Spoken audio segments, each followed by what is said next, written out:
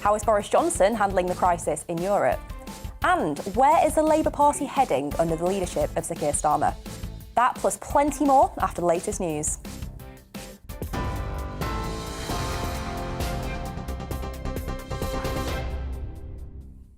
Good morning. It's almost 1 minute past 10 a.m. I'm Ray Addison in the GB newsroom. At least 9 people have been killed and 57 wounded in a Russian airstrike on a large Ukrainian military base near the Polish border in what appears to be the most westerly attack so far. The regional governor says more than 30 missiles were fired at the facility, which is located less than 15 miles from Poland. The base is the site of joint drills with NATO, and foreign military instructors have previously worked there. It's not known if any were there at the time of the attack. The government is offering £350 a month to anyone who opens up their home to Ukrainian refugees for at least 6 months rent-free. Under the new Homes for Ukraine scheme, those offering accommodation will be vetted and applicants will face security checks.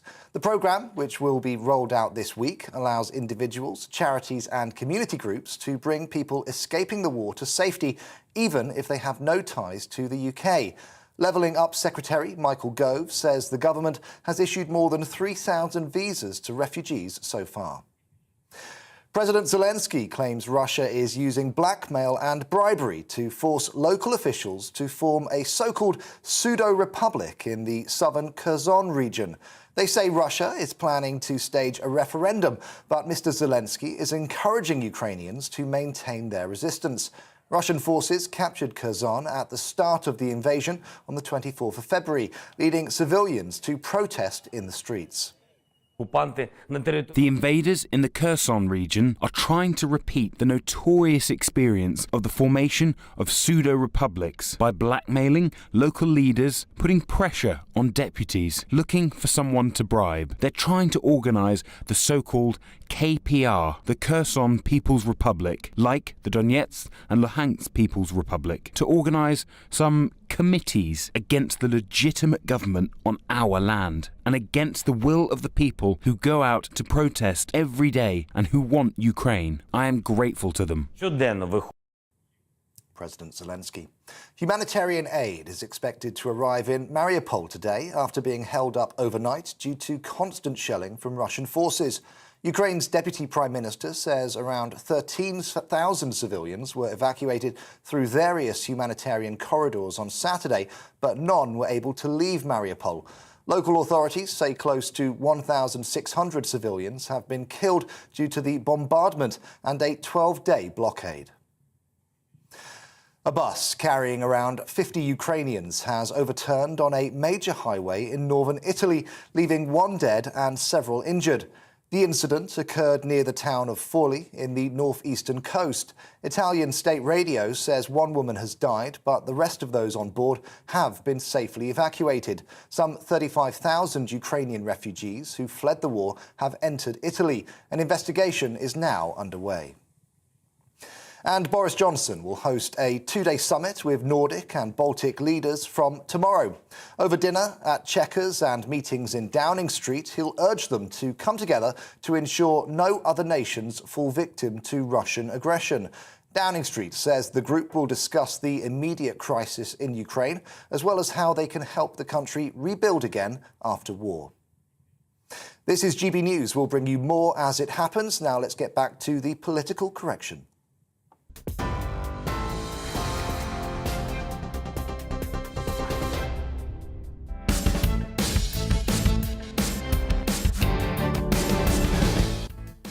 Good morning, you're watching GB News and this is The Political Correction. I'm Jenna Davison and today I'm joined by Paul Embry in Norfolk and from Northern Ireland, Arlene Foster. We're here for the next 2 hours to correct politics and put you, the people, back in charge. This is not about journalists talking to journalists, it's about you telling us what you think. Coming up this hour, we take a look at the latest developments in Ukraine as Russia's invasion enters its 18th day. How is Boris Johnson handling the ongoing crisis in Europe? We speak to a leading pollster. And we discuss the Labour Party under Sir Keir Starmer's leadership. But most importantly, we want to hear from you this morning. So please get involved by emailing us at gbviews@gbnews.uk or tweet us at GBNews. This is The Political Correction.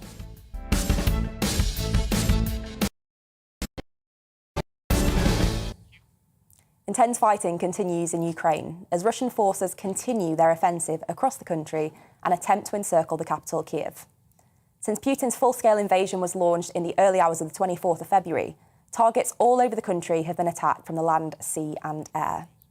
More than 2.5 million people have fled Ukraine since the invasion began, in what's the fastest-growing refugee crisis in Europe since the Second World War. Fears continue to grow that Vladimir Putin may choose to use chemical weapons in the near future. So, Paul, I'll start with you. There have been many developments this week, and as Russian forces move towards the Polish border, what does this mean and what happens next? Well, it's been an appalling business. We've seen the pictures coming out of Ukraine. They're more and more desperate. I mean, I have to say, I loathe war, as we all should. There's nothing glorious about it. There's nothing romantic about it. And I think we're seeing that more and more with this case. And of course, you know, the demand from the international community continues to be, quite rightly, that this is a war of aggression, that Putin and Russia have got no place inside Ukraine, and that they should withdraw their forces immediately and there should be a ceasefire. But where I don't think the international community has done enough, Deanna, is in terms of the debate about what would then happen. Because the truth is, if there's going to be any sort of lasting settlement to this, and frankly, we're a million miles from that at the moment, but it is going to need to revolve around discussions about the future autonomy of those regions of Luhansk and Donetsk. We need to get the Minsk agreement back on the table, which seems to be, to me, to be the only realistic opportunity for a lasting settlement. And you know, as controversial as it might be in some quarters, we do need to discuss the future of NATO expansion to the Russian border, what that might mean for future peace, and the future of ethnic Russians living in eastern Ukraine. So the demand is right. Russia needs to withdraw, but we also need to focus on how we get a lasting peace, and I don't think we've done that enough. Mm-hmm. Well, I don't know about you guys, but it feels to me like we're a long way from Russia withdrawing. There's even talk now, potentially, of chemical weapons being used. Arlene, where kind of do we draw the line about whether or not we should intervene or whether or not NATO should intervene? Do you think chemical weapons would be that line? Yeah, well, first of all, I don't accept the premise that this is all because of NATO expansion. I actually think if you look at what Putin was saying last year in particular in his essay in July, he is an imperialist. He believes in greater Russia. And frankly, that's nothing to do with NATO. And if he were to be successful in Ukraine and to take over Ukraine, he would at that stage be right up against NATO. So there wouldn't be any buffer zone between himself and NATO because, of course, he would be right up against Poland. And other NATO countries there as well, Romania, just across the Black Sea, Turkey. So I don't accept that this is about NATO expansionism at all. I do say that it's about Putin and his great plans for Russia. And therefore that makes things very difficult. And I am very concerned about the threat of the use of chemical weapons. I think that brings us into a very dangerous place. And as Tobias Elwood was saying on my show on Friday, when do we decide to intervene? Is it the use of chemical weapons? And I have to say, we need to be prepared to deal with the use of chemical weapons. We need to get ready for that situation. And I'm sure that our intelligence services are working on all of that at present, Deanna. Mm-hmm. Well, let's talk about kind of what the UK's done. There's been critique recently over whether we've been doing enough to help Ukrainian refugees, and new schemes have recently been announced.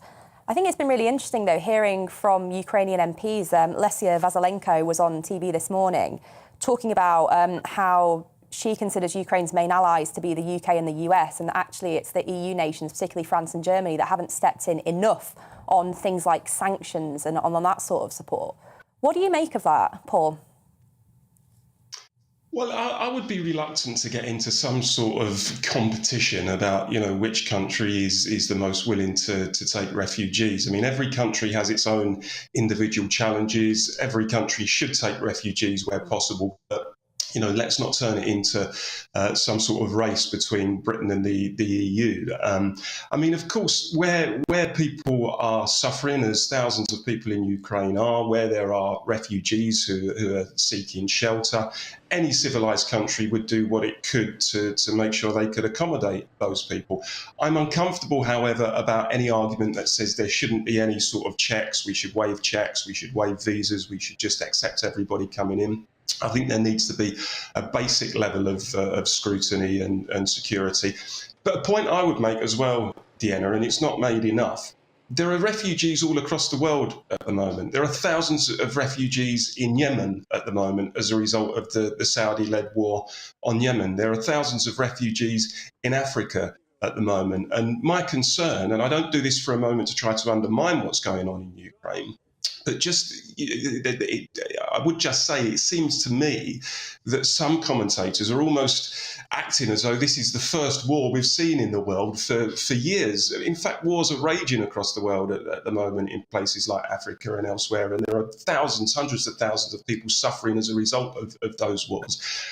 So yes, we should accept refugees, but we also need to understand the broader context of refugees in other countries and why they are refugees and what we're doing to help them. The Kurds, for example, I mean, there are thousands of Kurdish refugees across the world, particularly in the Middle East. No one seems to be having a debate about those refugees. Very few commentators in Britain seem to even know that they exist. So people do need to get their head up and look at what's going on across our planet. Mm-hmm. Arlene, would you agree with Paul on that? Do you think that it's sort of the case that because this is happening on our doorstep in Europe that we're taking probably a closer interest? Well, I think that is right, and that is why we're taking a closer interest. And Paul's right, there are conflicts all across the world, particularly in Africa. But I think it's the largest movement of people we've seen since the Second World War. 2.5 million people have now left Ukraine, and therefore there needs to be a proportionate, assessment in relation to all of that. I think in terms of how the UK is doing in relation to Ukraine, I accept Paul's point about competition, although I have to say there are plenty in our own country who are saying, look at what the EU is doing, look at what the X, Y and Z are doing, rather than actually getting behind what our own government is doing.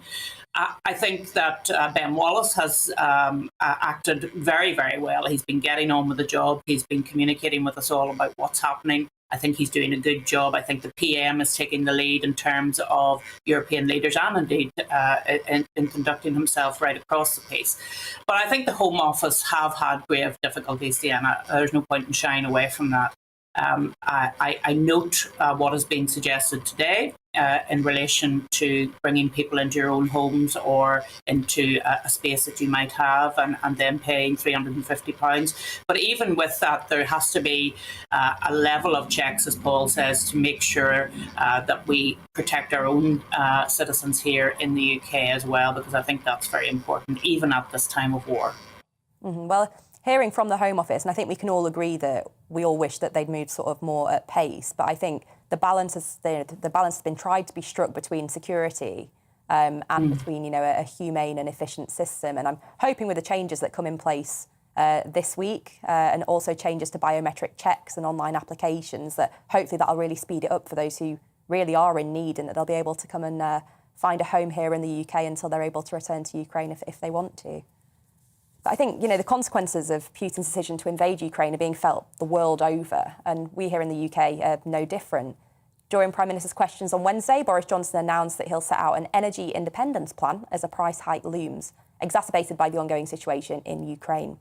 The Prime Minister stressed that the UK is taking a sober, responsible approach in ending the importation of Russian fossil fuels. Labour leader Sir Keir Starmer called for a windfall tax on North Sea oil and gas producers, but the PM warned that such a move would only lead to higher energy prices. So, Arlene, as we reflect on the head-to-head from Wednesday, what do we think is the right course of action going forward on energy security, but also on the immediate cost of living issues? So I think it's probably a little bit of intervention plus having a better energy policy, because the energy policy at present doesn't deal with our security of supply issues, never mind our cost issues. There's a real need to check back. And I know a lot of people are talking about shale gas and fracking. I'm not sure that provides all of the answers.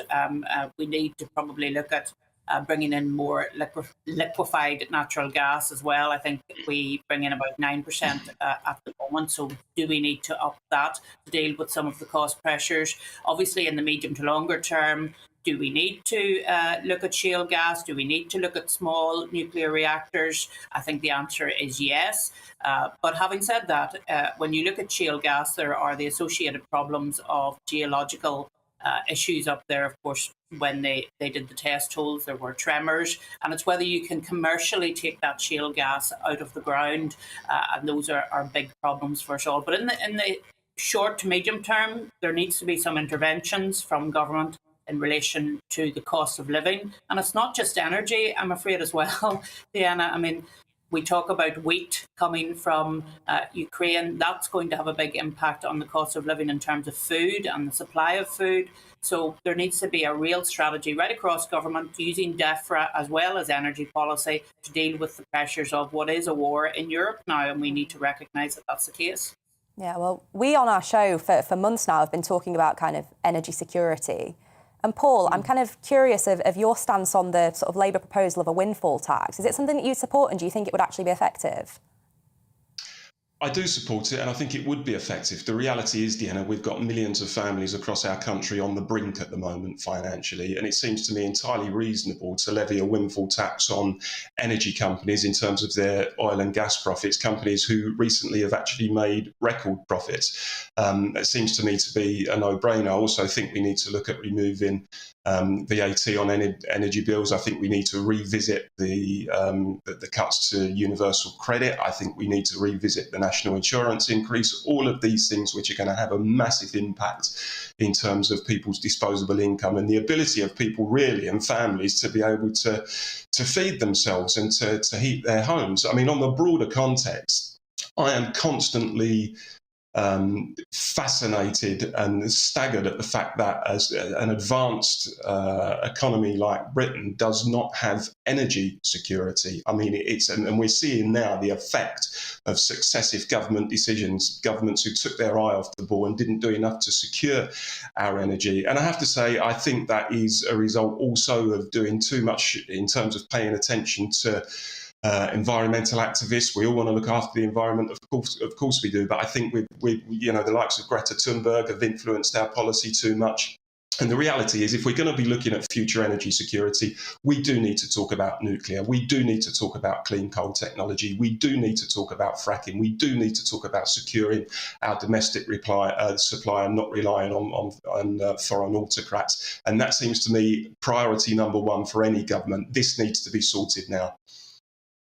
The thing I'm most baffled by in what you said, Paul, is that we actually agree on something to do with taxation policy there when it comes to VAT on energy bills, which is something that I've been pushing. I knew I'd win you over one day, Deanna. You'd come good. I knew you'd come good. I think it's you that's coming good, promoting cuts in taxes for a change. One of the things I'm curious about, you spoke then about kind of the green agenda more broadly. Would you also support a reduction in sort of green levies on energy, even if that's temporary in the current cost of living crisis? Arlene, I see you nodding. I'll come to you first. Yeah, no, absolutely. And I mean, obviously, I support a reduction of VAT on energy bills as well. But unfortunately, because of the Northern Ireland Protocol, which we'll discuss later, that can't happen in Northern Ireland unless you get the approval of the European Union. That's just a little bit on that. But in terms of green levies, look, we're in a war situation. OK, we're not involved in the war directly at the moment, but the war is going to have a huge impact on us here in the UK. And therefore, we need to recognise that and to take steps. And I agree with Paul in relation to the NI contributions. I agree with them on the VAT on energy bills. We need to take action if we're going to protect people in our own country as well. This bit of cross-party consensus we've got here on the political correction today. Well, now we're going to be joined by Harry Wilkinson, who's head of policy at Net Zero Watch. Harry, what do you make of the ongoing situation in Ukraine? And tell us, give us a broad picture. What does this mean for the UK's cost of living? Good morning. Well, I think it's certainly the right thing to do for the government to be saying that they don't want to be importing Russian oil and gas anymore. But I think what that means for consumers is that unless we find alternative supplies, prices will go up. And we've heard the Prime Minister say that the the United States, Canada, other suppliers should be increasing output. So what I find is completely extraordinary is that we would be ignoring a potentially large source of our own supply, which is shale gas, when we're telling other countries that they should be increasing their output. So it's vitally important that we can do this at home so that we can encourage other countries to do it elsewhere, because otherwise we consumers will just continue to see these rising prices, and inflation is going up across the board. Consumers are really suffering. And just to come in on that point about environmental levies, it's not a particularly progressive way to fund these levies, that it comes from everyone's energy bills. That's going disproportionately on poorer people. And if that was moved on to general taxation, for example, I think we would see a more equitable funding of those green levies. So that should be something that the government is moving forward with right away. So, Harry, I want to come back to you there on shale gas, on fracking. This is something that the government sort of rejected after some early surveys. But let's say there was a decision made today to continue exploratory works. How long would it be until those gas extraction plants would be kind of up and running and we'd actually see that in the UK system? Well, that's the million-dollar question. I think the actual physical activity of drilling the wells could happen in the space of months, potentially a year. What's taking all the time is all the regulatory hurdles. And there's various sorts of planning permission that you need. There's various health and safety regulations that have to be met. So I think it's whether we can actually provide a framework in which the industry can move forward. One striking thing that I was able to see recently was a presentation about shale gas in the House of Commons. And what it was revealed was that actually it took up to 43 months for shale gas wells to be approved in the UK, compared to more like just a few months in the United States. So what they have is a system in America where they can have concurrent approvals on the various environmental and planning permits that they need, so that all of those eventually come in much quicker. Whereas in the UK, we see it sort of lined up one by one. So any potential shale gas developer has to get all of these approvals, and they have to wait for one to happen, and then the next, and then the next. So we see a very long approvals process, and all of that time costs money. And that's time that we don't have right now. We need a system in which a reasonable time period is given to shale gas developers to develop and permit these wells. Otherwise, it's not going to be cost effective if developers are just stuck in this sort of quagmire in which they can't move forward. So it looks as though if we were to pursue shale gas, that would be probably a more sort of medium-term project. But people clearly are very worried about cost of living now and in the sort of weeks and months to come. Harry, if you had one ask of government to try and get those prices down and relieve cost of living pressures, what would it be? Well, I think the one thing they could do right away is remove the VAT and remove those green levies onto general taxation. That's the thing they could do right away. But in the sort of medium term, I think we have to be looking at shale, we have to be looking at nuclear, we have to be looking at those kind of reliable technologies that can provide baseload power. Because at the moment, we're relying on a single technology, gas, to provide that baseload power, the vast majority of our baseload power. And that's just leaving us increasingly exposed. Mm-hmm. Well, Harry, thank you for joining us on The Political Correction this morning. Harry Wilkinson there, the Head of Policy at Net Zero Watch. Well, stay with us, because coming up after the break, we're joined by our very own Alistair Stewart to discuss war reporting and the brave men and women who put their lives on the line to give us the full picture. So don't go anywhere.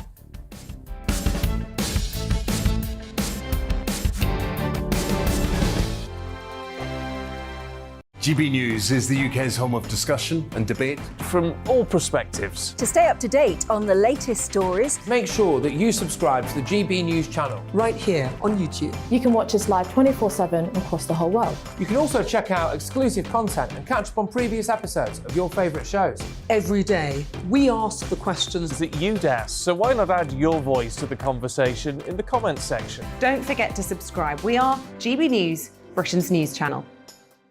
Every night at 11 on GB News, we bring you the next day's stories the day before. It's basically like time travel. If it's a big story, we'll cover it, guaranteed. But we'll also have some fun along the way. Big opinions, big laughs. Sometimes big hair. This is Headliners, the paper review show that won't send you to sleep like the others will. 11 p.m, 7 nights a week. Join us.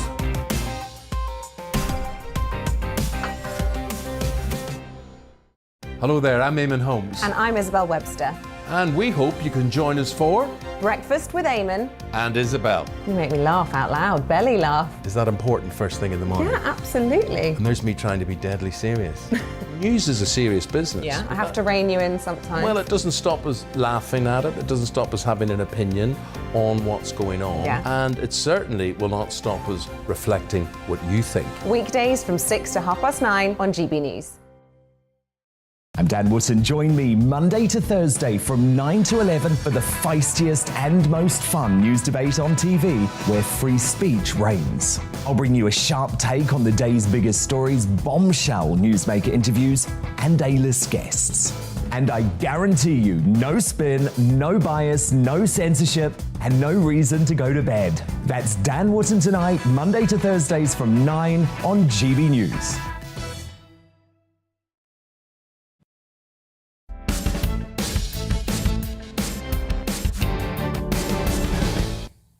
Welcome back to the Political Correction. Now, whilst we sit here watching the horrendous events unfold in Ukraine, brave men and women from around the globe are putting themselves in harm's way, both in front of and behind the camera, to give us a full picture of what's going on.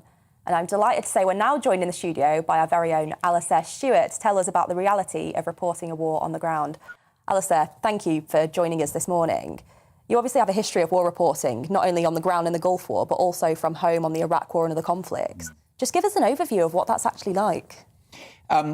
It's exciting and it's terrifying when it's done really well, and the build-up and the preparation and the homework that one has to do is an important part of it.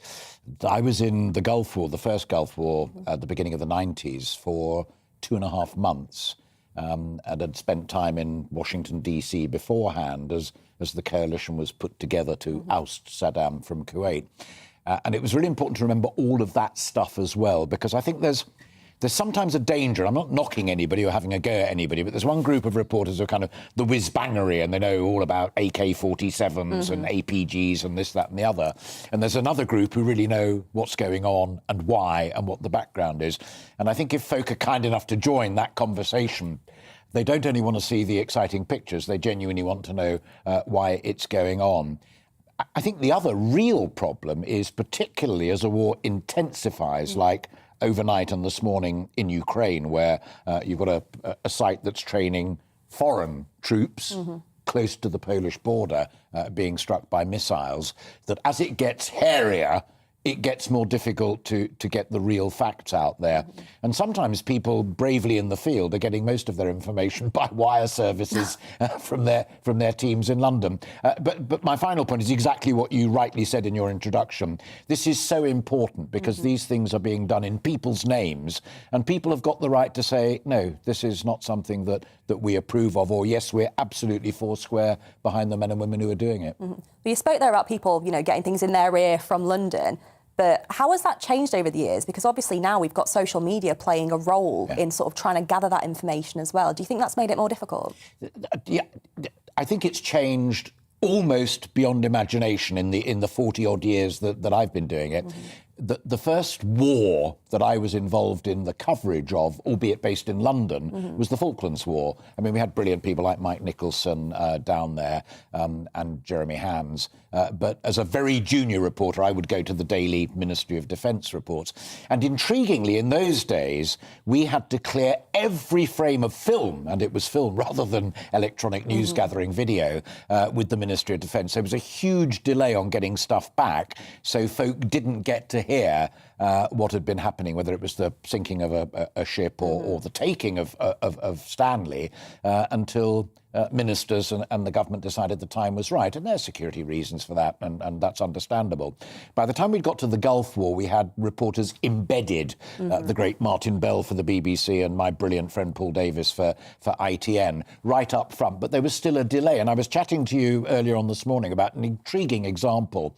A chap called Peter Sharp, who was working for ITN, filmed General Schwarzkopf storming Norman's great column out in the desert, poised to come sweeping in and to take Kuwait and then and oust Saddam Hussein. That must have been great footage. Oh, it was just extraordinary. And it was a column similar proportions to the 18-mile one that's been coming from Russia and heading for Kyiv. And we cleared it with our Ministry of Defence minder, who said, OK, you have a choice to make. You can pump that out tonight because you've got it, and you will delay the attack. You will cost other lives on our side, but you've got it, and if you're going to run it, you're going to run it. And at the highest levels at ITN, for 24 hours, we decided to sit on it because we didn't want to delay the invasion to save lives, and we didn't want to put our own people at risk. But you're absolutely right. I'll give you one final example of the dangers of the immediacy. And again, actually, this was the Gulf War, so it's a long time ago, when CNN were broadcasting, as we all were, by satellite. So that element of it, the links were live, like you and I are now. And this guy said, we've just had a missile attack on the Dahran base, and it missed a canteen by no more than 50 metres. Wow. The next missile didn't miss, because it was all monitored in Baghdad. Thank you very much indeed. So you really do have to be very, very careful. And it is the fog of war as well. You need to check, double check and treble check if what you're reading on social media is true, who the sources are and what they really are trying to get you to do and believe. Absolutely. Well, there's a lot of misinformation there on social media. Well, I think Paul has a question for you, Alistair. Paul? Hi, Alistair. It's fascinating listening to you as always. I think one thing that people often forget when they see reporters in war zones is they're obviously accompanied by a crew as well, and they're the part of the team that we don't often see. And I just wonder what it's like in terms of being part of that team under threat in a war zone where your own personal safety is at risk, but particularly the impact on the crew's families as well, because I'm sure they've all got families back at home, and it must almost be like sending a loved one off to war. I wonder what the impact was like on your own family and those of you, the crews that you work with in those places. It is tremendously difficult. And when it's done best, it's almost a sub-family. So a reporter, and in the old days, cameraman or camerawoman, and sound recorders, they would move as a unit. And also the sound recorders would watch the cameraman's back to make sure everybody was safe. And the very best film crews, video crews, they call themselves video journalists. They're not just people taking interesting, exciting, whiz-bangery pictures. But you're absolutely right. I think that, funnily enough, I didn't know I was going to be talking about this. I'm getting all emotional thinking about it. But one of the most moving moments for me in the Gulf War all those years ago was my brilliant, lovely daughter. There's me. If you're watching on telly, you can see me having a shave on the way up to Kuwait. And there I am in Kuwait with the hat on. And that was Gary Curtis, my producer. But to go back to the emotional bit, in February, my brilliant, lovely head teacher daughter, Clemmy, celebrated her birthday. And I think, if I remember rightly, she was only about 5, 6 at the time. And I wasn't going to be there for her birthday. So my crew, going back, Paul, to your first point, arranged for me to sit there. We got one of these funny little dancing dolls, and they took a close shot of the little dancing doll as I sang Happy Birthday. And then they zoomed out, and there was me weeping like a complete idiot. And my wife, Sally, and Alex and Clem all came to Gatwick Airport when we finally got back. So, yeah. It's a family that we all work with, and Arlene knows exactly what I'm talking about, perhaps more potently than many. All of these situations are family, and my God, we need loved ones, whether they're family or friends, in such circumstances.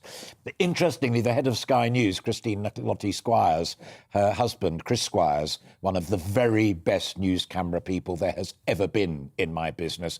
My God, she's a boss who knows what it's like when you send people out to do this work. Well, Alistair, thank you so much for those incredible insights and for joining us today. And hopefully we'll have you on again to talk about some more of your experience, because you're one of our best here at GB News. Well, I think, you say so myself. You're kind, and I think it's nice of you to ask me, but also it's nice. I mean, Paul's question was just lovely there. It's not just whiz-bangery, it's people, and let's never, ever forget, it's people. And it is that human side, I think, that sometimes people often do forget. Absolutely. Brilliant. Thanks, Alistair. Well, Alistair Shewitt there, joining us to talk about his experience of war reporting. Now, last week on The Political Correction, we spoke to Steve Tsang, the director of the SOAS China Institute, about what Russia's invasion meant for China and their relationship with Russia going forward.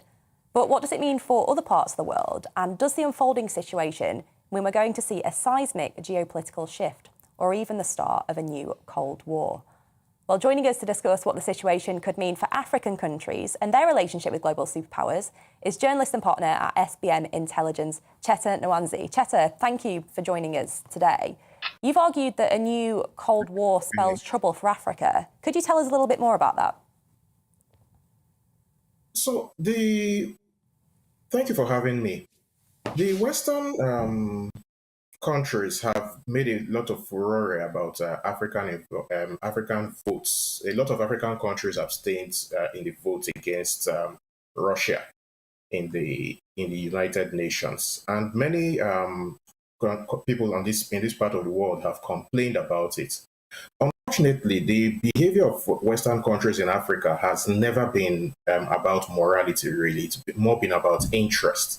And it was since the Cold War that we had this push for democracy. Prior to the end of the Cold War, Western countries tended to support strong men in this part of the world, in our part of the world. And we believe that as we are entering a new Cold War with a Russia-China alliance on the one hand, it's very likely that we'll see Western countries begin to behave in those ways that they used to behave back in the 60s. We've already seen some evidence of that. For example, China is trying to build a military base in Equatorial Guinea, and the Americans sent a delegation to sort of push American interests with respect to that military base. The leader of Equatorial Guinea is a despot who has been in power for 30, 40 years. So this is not supporting democracy, this is not supporting human rights, it's just pushing cold interests. And that's where we think that the whole thing is headed back. Would you say that there's a superpower that poses the biggest threat for Africa? No, I wouldn't say that there's anyone. I would say all of them pose a big threat to African countries. And I think it's important for us to delineate something. We have 54 African countries. Each one has their interests. And right now, the French are being kicked out of Francophone West Africa because the French have been there since independence. They've not left. People are frankly sick of French influence and French intervention in Francophone West Africa. So the interests of various African countries are quite different. And you find that, for example, in Eastern Africa, which is geographically closer to places like China, there is more of Chinese interest, more of Chinese investment. So if I were to take a punt, I would say that the bigger geopolitical competition would be in Eastern Africa. However, because of the rise of Turkey, Turkey and the involvement of Russian mercenaries in Central African Republic, in Mali, you will see increased geopolitical competition between the West and Russia and China in West Africa as well. Thanks, Cheta. And one thing I want to ask you about, there have been reports of potential racism at the Polish border with some of the refugees fleeing from Ukraine. What are your reflections on that? Unfortunately, it's something that has happened. We have 76,000 African students in Ukraine, thereabouts. A large number of them Nigerian, and many Nigerian students took to social media to show videos of themselves being pushed back by Polish and Ukrainian border guards, prevented from entering trains, made to walk very long distances. And even when they got to the border, they were still told only Ukrainians allowed through. The Nigerian government, to its credit, I'm not a big fan of my current government, but to its credit, it's organized very good evacuations of Nigerian students from places like Romania and Hungary when they got there from Ukraine. But the initial reaction was to push back African students. Some were told, oh, you cannot come and go and fight for us. There's this video of a Congolese student saying, what is my business with this fight? Why should I go and fight? And it's one of the things that has emerged very quickly from this war, very unfortunately, that there's a difference in the treatment of refugees from other parts of the world. There have been wars in various parts of the world, Yemen, Afghanistan, Syria, and you have a lot of refugees from my part of the world as well. But it appears that the affection, for want of a better word, has been reserved for the Ukrainians, and this has not gone unnoticed in various countries in Africa.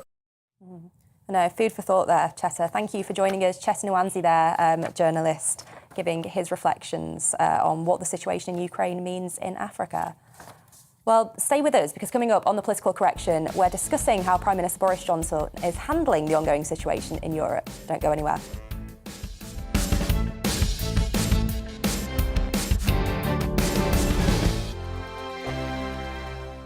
GB News is the UK's home of discussion and debate.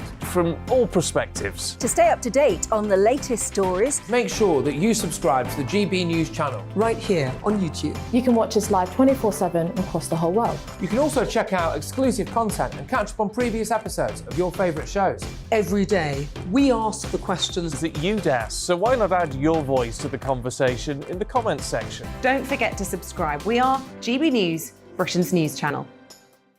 Every night at 11 on GB News, we bring you the next day's stories the day before. It's basically like time travel. If it's a big story, we'll cover it, guaranteed. But we'll also have some fun along the way. Big opinions, big laughs. Sometimes big hair. This is Headliners, the paper review show that won't send you to sleep like the others will. 11 p.m, 7 nights a week. Join us.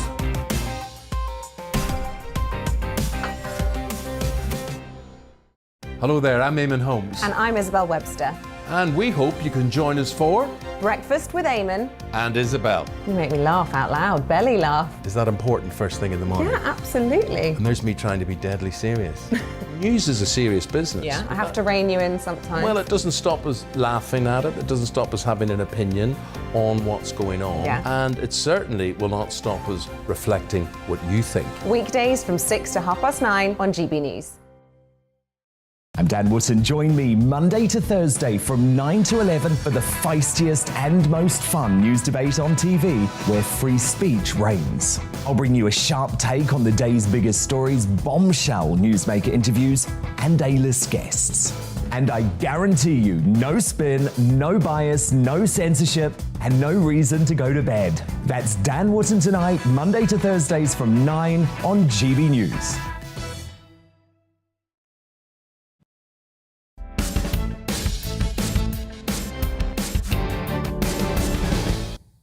Well, welcome back to the Political Correction. And as ever, loads of you have been getting in touch. Loads of good GB views here. Kevin here, some criticism for you, Paul, I'm afraid. He says, Paul's bordering on being an apologist for Putin.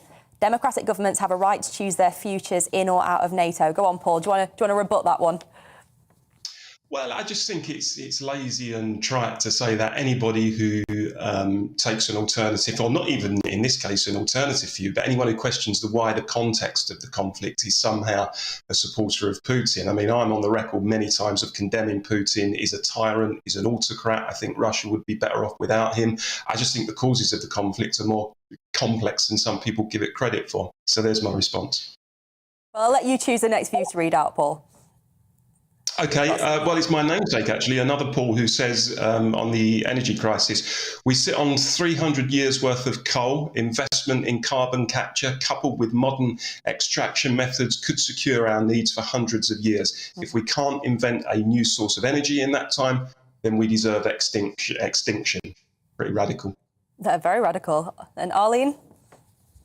Yeah, so on continuing on the theme of energy then, Anne Charles is saying, why is it that wind and solar are the only renewables that are talked about when surely there should be a lot more investment in tidal energy? We are an island surrounded by water. We're two islands, actually. We are two islands surrounded by water. So you could have power plants all around the coast to supply the whole country. So there we go.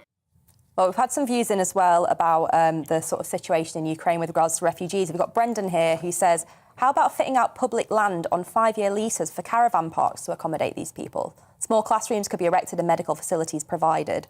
There are towns in the countryside that don't take any refugees, but they have plenty of green space. Paul? Yeah, and one from Anne, still on the energy crisis. She says, why is it that wind and solar are the only renewables that are talked about when surely there should be a lot more investment in wave power? We're an island surrounded by water, so you could have power plants all around the coast to supply the whole country. Yep, I think a lot of people wondering why we're not doing a bit more on various types of renewables. And Arlene, have you got another one for us? Yeah, just on the refugee crisis, and Mike on UK accommodation for Ukrainian refugees said, regarding available accommodation, I suggest the following. Given that we're still under the threat of COVID, those vulnerable in our society should not be exposed to increased risk for all of the reasons we are aware of. Well, you know, I think we do need to make ourselves available to refugees, Deanna and Paul. I think we've had a good conversation about that today. But of course, there also has to be a minimum level of checks as well. And I think it's important that we remember that. The Irish Prime Minister was on another channel this morning, and he was saying they have taken, I think, 1,500 or 15,000, it might be, refugees. And there have been absolutely no checks carried out on those people at all. Mm-hmm.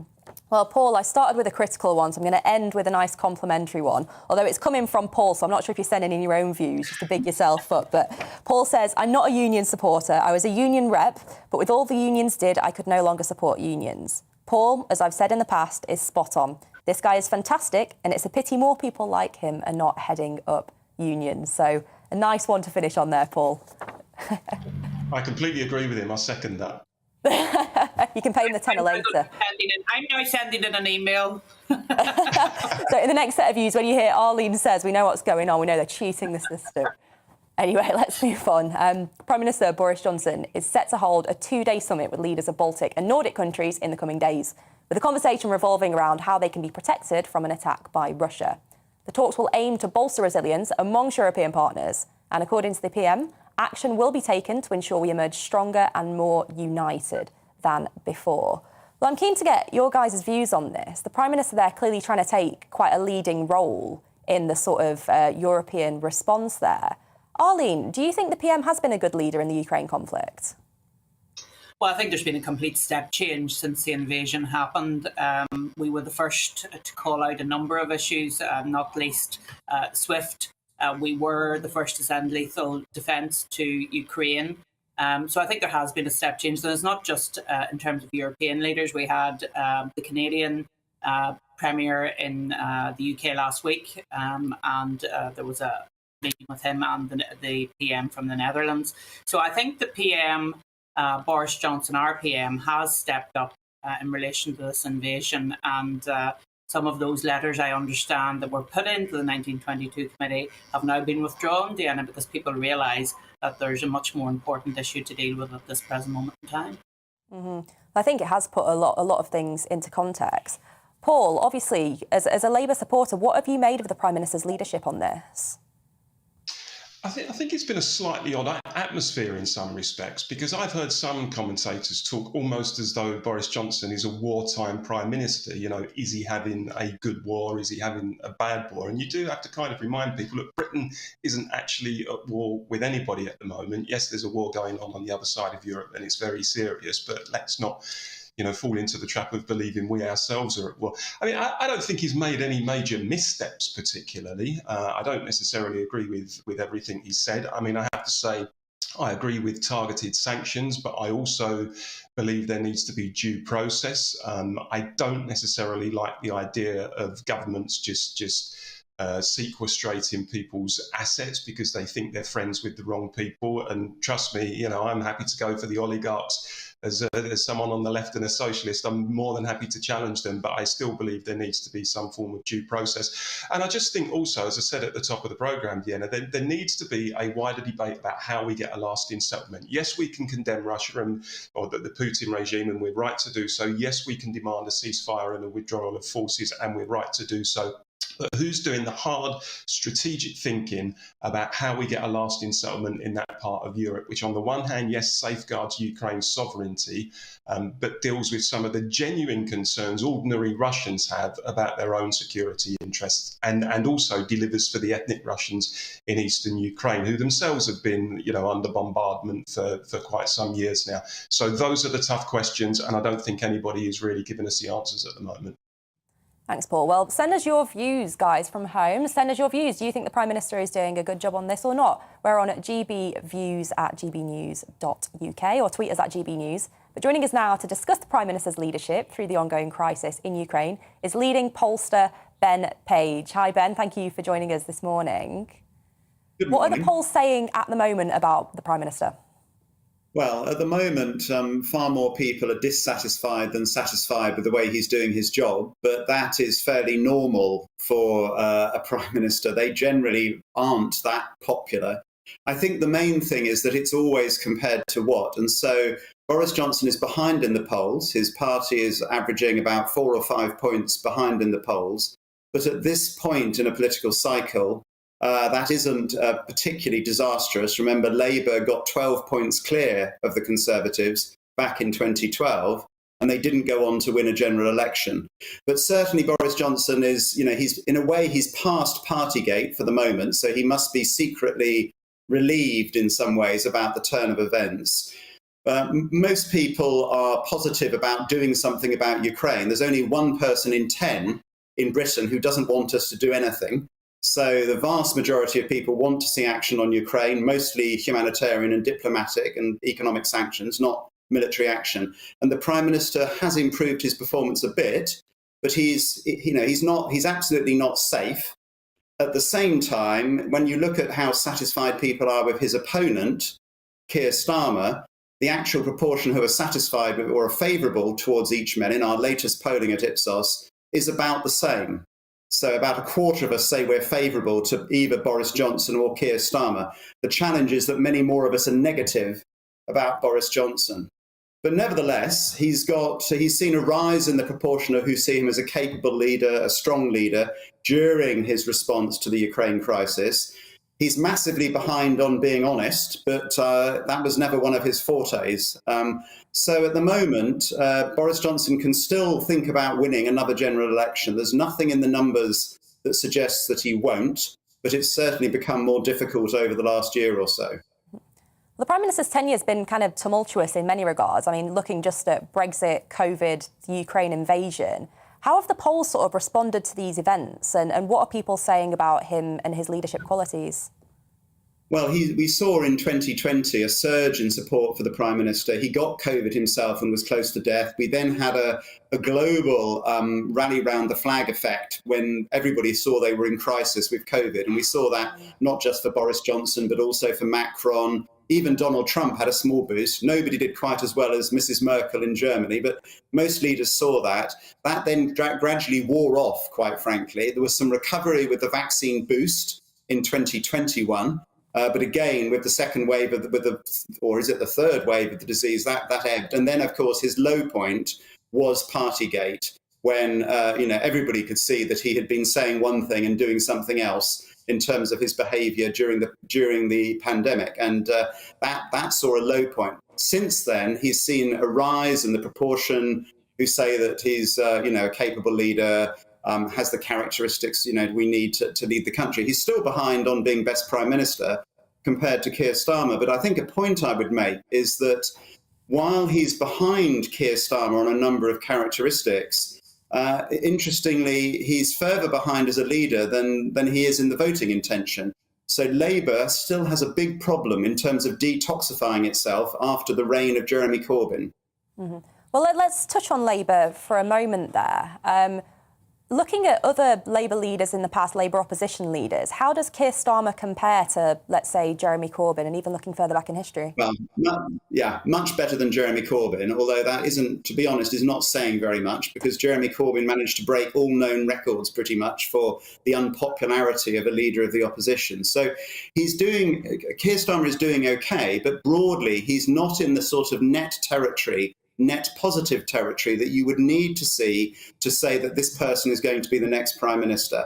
I mean, if you look at Tony Blair in opposition, or even David Cameron in opposition, you can see that they have a track record that means that they're pretty likely to get elected. Keir Starmer is not there yet. He hasn't cut through. But, lots of, a week is a long time, etc., etc. So at the moment, the huge majority that the Conservatives have, the size of the swing that Labour need, which, remember, has to be something like 1997 in order for them to get a clear majority, particularly with the problem they have in Scotland. Mm-hmm. All of that together means that it's still, it's still a real battle in British politics, and that's after 3 years, for 2.5 years since the last election. Mm-hmm. Well, as you said there, Ben, a week is a long time in politics, and it could be 2 years until the next election. So who knows what that picture might look like then. Well, thank you, Ben, for joining us this morning. Now, speaking at a Scottish Labour conference last week, Labour leader Sir Keir Starmer urged party members not to chase political purity. In a bid to pull his party back from its leftward shift under former leader Jeremy Corbyn, Starmer said, "Our duty to win means keeping our discipline," adding the party can never lose sight of who it is and who it is they need to convince. During the speech, he also said the greatest hurdle for his party might not be the Tories, but Labour itself. Paul, I'm going to come to you first on this. Do you think that Keir is right that actually that internal Labour opposition is one of the most damaging things for the party at the moment? And not necessarily just the opposition, but certainly the ideological purity of large elements of the party is a massive problem, because the reality is you can be politically pure, but in electoral terms, you're never going to be successful, because the hard business, and you two know this as much as anybody, of winning elections, is that sometimes you have to compromise. You have to be where the electorate is. And in terms of Labour, the truth is that when Corbyn took over in 2015, thousands of people from the far left flooded into the party, some of them previously parts of other disparate far left groups, people who are very fundamentalist, very dogmatic, very ideologically pure. And for many of those people, and I know some of them because I've been in the Labour movement for 25 years or more, the maintaining their own ideological purity is more important than the business of winning elections. And in that respect, Labour does need to be detoxified. There's no question about it. So he's right to say it. The hard job will be the business of bringing it about.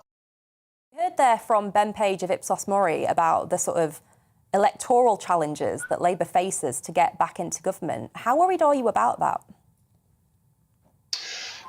I've said since 2019, Deanna, and I say it today, Labour has got a mountain to climb. Labour needs a radical overhaul of its own DNA. It's got to get off of fringe topics, of things that vex its own activists and middle-class liberals living in our fashionable cities, as I call them, and start talking about the ordinary day-to-day issues that affect working-class people in provincial Britain. Labour has been terrible at that, and also it's given this perception to ordinary working-class people that it hates its own country, and in fact that it doesn't like them very much as well.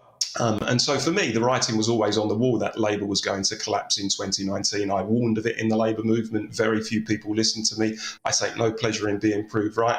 But they're still in the foothills of the mountain, although I think they probably are going in the right direction slowly. Mm-hmm.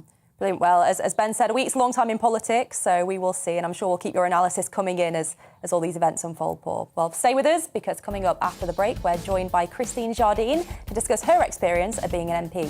And we discuss whether schools should be pushing social agendas. Don't go anywhere.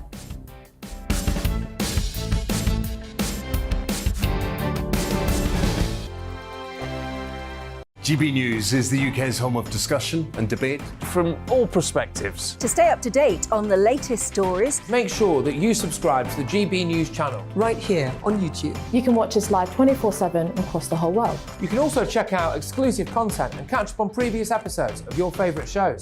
Every day, we ask the questions that you'd ask, so why not add your voice to the conversation in the comments section? Don't forget to subscribe. We are GB News, Britain's news channel. Every night at 11 on GB News, we bring you the next day's stories the day before. It's basically like time travel. If it's a big story, we'll cover it, guaranteed. But we'll also have some fun along the way. Big opinions, big laughs. Sometimes big hair. This is Headliners, the paper review show that won't send you to sleep like the others will. 11 p.m, 7 nights a week. Join us.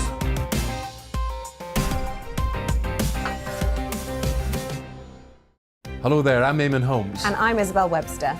And we hope you can join us for Breakfast with Eamon and Isabel. You make me laugh out loud, belly laugh. Is that important first thing in the morning? Yeah, absolutely. And there's me trying to be deadly serious. News is a serious business. Yeah, I have to rein you in sometimes. Well, it doesn't stop us laughing at it. It doesn't stop us having an opinion on what's going on. Yeah. And it certainly will not stop us reflecting what you think. Weekdays from 6 to 9:30 on GB News. I'm Dan Wootton. Join me Monday to Thursday from 9 to 11 for the feistiest and most fun news debate on TV, where free speech reigns. I'll bring you a sharp take on the day's biggest stories, bombshell newsmaker interviews, and A-list guests. And I guarantee you, no spin, no bias, no censorship, and no reason to go to bed. That's Dan Wootton tonight, Monday to Thursdays from 9 on GB News.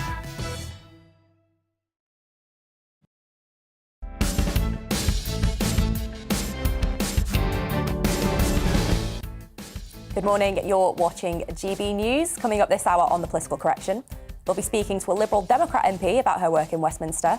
We'll discuss whether there's a culture of bullying and intimidation within our political institutions and what can be done to address it. And what's next for the Northern Ireland Protocol. That and much more, but first, here's your latest news.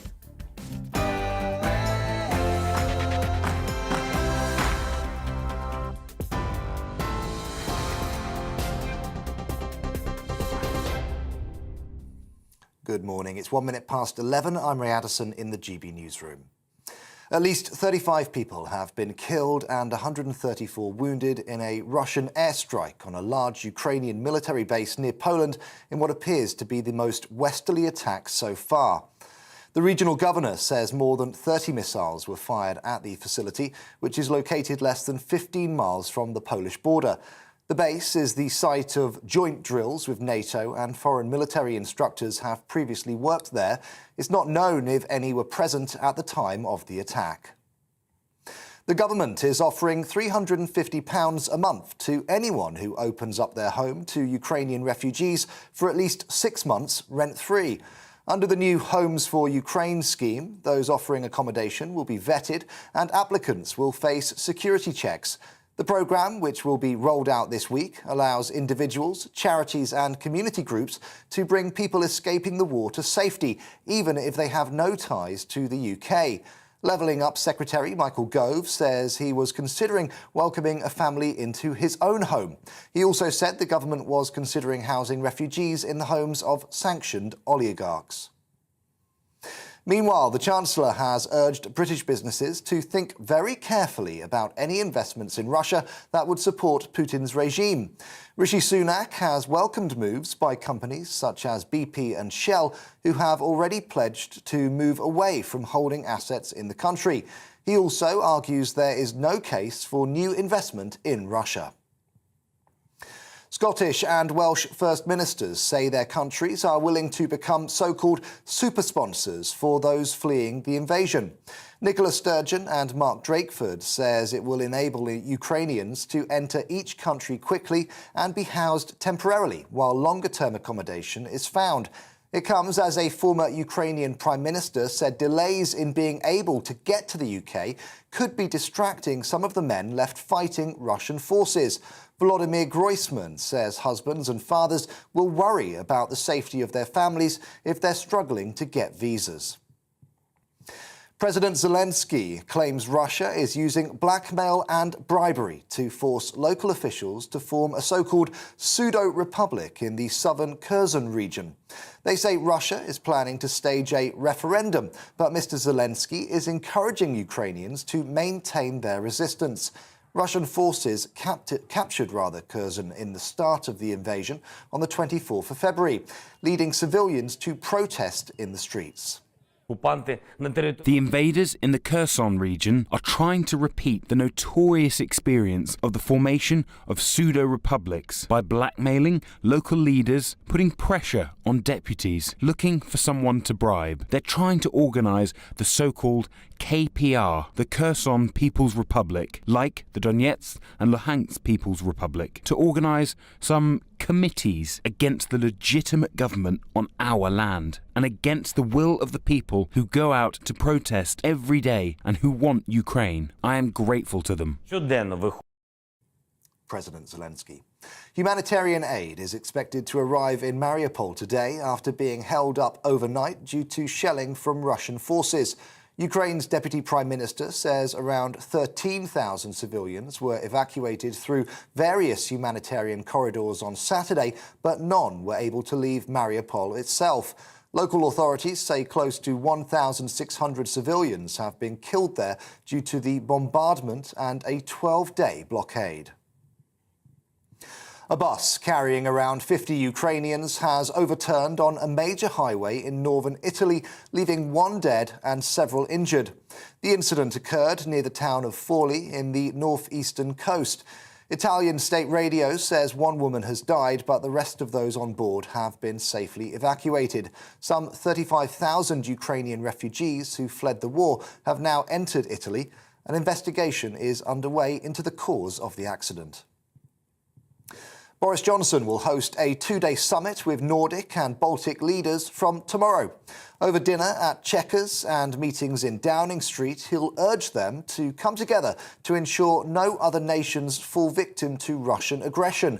Downing Street says the group will discuss the immediate crises in Ukraine, as well as how they can help the country rebuild again after the war.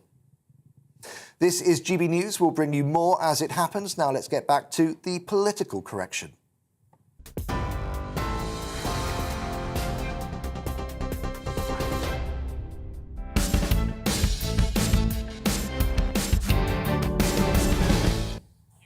Good morning, you're watching GB News and this is The Political Correction. I'm Deanna Davison and today I'm joined by Paul Embry in Norfolk, and from Northern Ireland we're joined by Arlene Foster. We're here for the next hour to correct politics and put you, the people, back in charge. This is not about journalists talking to journalists, it's about you telling us what you think, so keep those views coming in. Coming up this hour, we speak to a Liberal Democrat MP about her work in Parliament and in her constituency. We discuss bullying in Westminster after the former Speaker of the House was found to have egregiously mistreated staff. And are we moving towards becoming a cashless society? If so, what does this mean for the future? As ever, we want to hear from you, so please do get involved by emailing us at gbviews@gbnews.uk or tweeting us at gbnews. This is The Political Correction.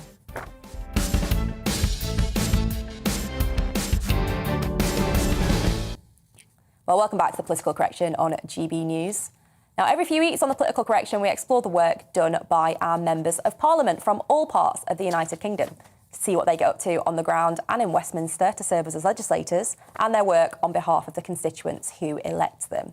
And this week, we are delighted to be joined by Liberal Democrat MP, who served as a Member of Parliament for Edinburgh West since 2017, who's here to tell us about her work in Westminster and her Scotland constituency, Christine Jardine. Christine, thank you for joining us on the show this morning.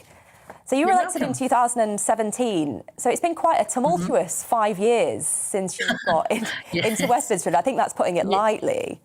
What have been some of the high points since you got elected, and what have been some of the low points for you? Oh, the high points. I mean, you're right. It has been a tumultuous 5 years, and it's been a very difficult 5 years for everybody in the country. My constituency is no exception. It's been incredibly difficult for a lot of people here, for a lot of the small businesses. The lockdown, the pandemic, I think would have to be the low point, because there were so many people in my constituency as well who were among the excluded, who got no support at all. And it was very, very difficult in those situations to see how people could be helped more and how they weren't being helped. And I found that as probably the low point, feeling that more needed to be done for people and that they were being excluded. The high point actually is probably, it's nothing to do, two high points, nothing to do with Parliament directly, but I always try and link the two up in everything I'm doing. And one of the first people who came to me after I was elected was a guy who'd come to this country as a refugee from Iraq. He was Kurdish Iraqi, and he'd come here, been a British citizen since 2009, married here, and had, while his wife was pregnant, had gone home to visit family, and their daughter had actually been born in Iraq, in Erbil, which was a war zone at the time he came to see me. And they couldn't get the baby home and be reunited as a family because the Home Office were refusing to give her a British passport. They were refusing to allow her into the country, basically. And his wife was going back and forward, and he was going back and forward, and their grandparents were there. And it was heartbreaking. And this went on for 2 years. And I spoke to various Home Office ministers, and they did biometric tests. They did DNA tests to prove that it was their daughter. It went that far. And then when we got through all of that, the Home Office said, well, actually now there's information on his passport. And there just seemed to be one obstacle after another. It took 2 years, but eventually I got a phone call one day to say that his passport was in the post. It had been sent to him. And we were able to phone him and tell him that it was on its way. And a few weeks later, he brought his wee girl into the office to see us. And, it's moments like that when you actually see the impact in someone else's life that make it worth it. And the other high point was I've been campaigning, still am, for medicinal cannabis to be available in the NHS. And I have a constituent whose wee boy suffers from a very rare form of epilepsy. And when she first came to see me, he was suffering dozens of seizures a day. He could have anything up to 100 seizures. It was very similar to the Alfred Dingley case. But when medicinal cannabis was made legal, he was able to, it's still an incredibly difficult situation, and they have to raise funds every month, and we're trying to get that situation changed. And she brought him to see me after he'd been on medicinal cannabis for a few months. The family were raising the money for it themselves, and the difference in him was astonishing. This was a wee boy who'd been in and out of hospital all his life, who couldn't, his school was broken up, it wasn't regular. And here he came into my office and sat and explained to me about dinosaurs. And he was playing football with his dad, and the difference in him was phenomenal. And I'm sure you have the same experience. It's when things like that happen, it's when you see the difference that can be made to people's lives that you remember why you're doing it. Yeah, I think you're right. And I think that's the stuff that often goes unnoticed. A lot of political coverage is about the sort of pantomime in Parliament, and not about those actual sort of casework issues and legislative issues that we're actually able to really impact. I'm keen to talk about another one of your... Sorry, Christine, over to you. No, I was going to say, I think that's important. And what we try to do, and I'm sure others do as well, is we try to link the two up. We don't look at it as constituency in Parliament. We always see it as one thing, that, one's a way of helping people if we just keep it all together. Absolutely. Well, I'm keen to talk about one of your other campaigns. You introduced a private members bill, I think it was last week or earlier this week, around planning and women's safety being taken into account. Can you tell us a little bit about that?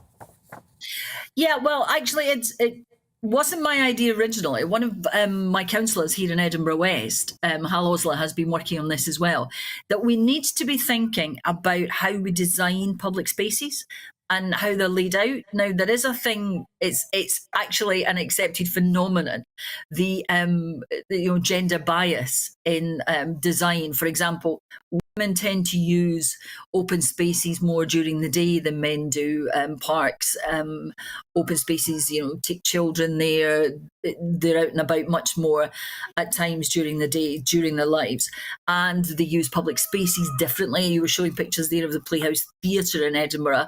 Things like that. You need to think about how public places are lit outside, what the areas for people gathering are like, if people are leaving there late at night. And what I would like to see is this taken into account at the very beginning. If you apply for a major development, whether it's a housing development, whether it's a theatre or, a common area, anything at all, that there are criteria set down and you have to do risk assessments for women. Whether the area is laid out in a way that will be safe, or there are perhaps areas which someone could hide in, for example. All of these things, they should be taken into account.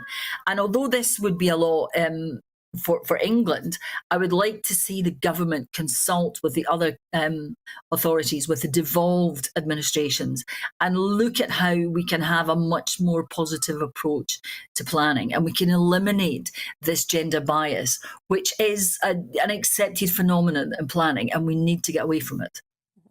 Well, one of the things you touched on there was around devolution and working with devolved bodies. And I'm curious of your insights on this, because in opposition in Westminster, but in opposition in a different way in the Scottish kind of Assembly as well. How do you try and juggle that, and how important is actual cross-party working for you? When it comes to devolution, we were always huge supporters of devolution for Home Rule for 100 years. So it's important to us that devolution works and works well, and that we continue to look at how it can be developed, and that the devolved assemblies are respected in Westminster. But what worries me is that increasingly we're seeing a kind of movement, certainly in Scotland, people trying to use devolution and to set us up against each other. And that is where I think the unionist with a small u, because I'm a federalist, would, I think, need to be working much closer together. It's been a very bitter and divisive debate in Scotland for 8 years now. There are people who still don't talk to members of their family about the independence referendum in 2014, which I was involved in at first as a SPAD, as part of the coalition. And I think that what we need to be working on is looking at ways of developing a governmental structure in the UK that suits all of us. That's why I think a federal system eventually is the way ahead. And a lot of the work which has been done in this recently has been done by Gordon Brown and the think tank that he set up. And I think we need to be looking more at how we develop the relationships to ensure that we keep them strong and we don't allow them to be undermined. And we need to do that on a cross-party basis. Mm-hmm. I think that cross-party working is so important, and I think there's a lot more of it that actually goes on, not only in Westminster, but in the devolved bodies that people don't see. There's a lot of cross-party working that goes on that people don't see. I mean, the campaign I mentioned earlier about medicinal cannabis is a very much a cross-party campaign, and it's a cross-administration campaign because health is devolved. So I've been working closely with the MSP in Edinburgh Western, my Lib Dem colleague Alex Cole-Hamilton, but I've also recently visited a proposed cannabis farm with David Mundell, who's a Scottish MP, Conservative MP. I've been working with Mike Penning, who is a Conservative MP. I've been talking to the Scottish Conservative MSPs, members of the Scottish Parliament, about it. And also Labour MPs and SNP MPs were all working together on this to try to find a solution for those families for whom, they're paying £1,000 a month at the moment for private prescriptions. We're all trying to find a way forward so that they can be relieved of that burden. And I think that cross-party working on lots of issues, but that one that I'm involved in, is absolutely vital. Brilliant. Well, Christine Jardine there, MP for Edinburgh West, joining us here on The Political Correction. Thank you so much for your time. Well, we're going to stick with Westminster because earlier this week, the former Speaker of the House of Commons, John Bercow, was found to have persistently bullied members of staff, leading to him being permanently banned from holding a parliamentary pass. Now, unfortunately, there have been many similar stories over the past few years where those in positions of power have been accused of mistreating staff rep members, raising questions about a culture of bullying and intimidation within our institutions. Parliament, government departments and party HQs have all seen their fair share of these scandals over the years, and efforts have been made to address it. So why do we keep hearing of these things going on, and what should be done to stamp it out for good? Arlene, what do you make of this kind of overall, but particularly the Bercow case, because the Speaker is so influential. What do you think that verdict means, and do you think it'll lead to a better system being implemented for complaints? Well, what really struck me was the amount of people who really deified, if I can use that word, John Bercow when he was there for their own political purposes, even though they knew, and they must have known, Deanna, what was going on. Very few of them have retracted their deification of him, I have to say. They've all gone particularly quiet, including some people here from Northern Ireland who thought he was the greatest thing since sliced bread. And it was all because, of course, he was trying to prevent Brexit from happening. And I think that that's so incredibly wrong, that you can just ignore what is very clearly happening for your own political purposes. So the first thing that has to happen is that people, regardless of whether they like the person or like the cause that he's promoting, have to speak out when they see wrong happening. And it has to be done by people who, as I say, may think that John Bercow was a great man, but if he was doing what he was doing, and he clearly was, then they should have been speaking out at that time. Mm-hmm. Paul, one of the things that I'm quite interested in, Ray, the Bercow case, is that it took him being found guilty to be suspended from the Labour Party. Do you think that should have happened sooner, given the severity of the allegations, or do you think the timing was right? I think there's an argument to say it should have been, simply because the allegations were, as you say, so serious. I believe in due process. I believe in the principle of innocent until proven guilty. But I think suspension is right in cases where the allegations are so serious. And in this case, having read the report, I have to say some of the stuff was pretty horrendous. And as a trade union official, I've represented victims of bullying in the workplace, and in my view, everybody should be entitled to dignity and respect when they go to work. Nobody should have to go to work with that fear in their stomach that they might be bullied by a senior manager.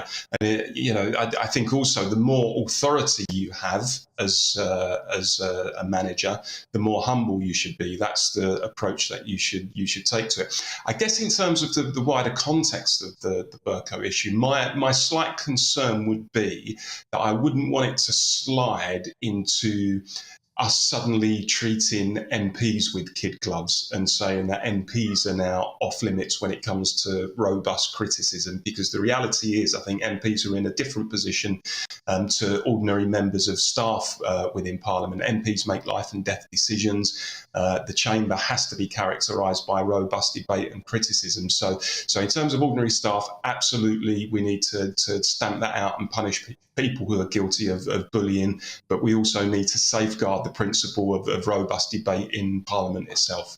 How much of this do we think is with regards to staff, perhaps more junior staff, being afraid to speak out at all?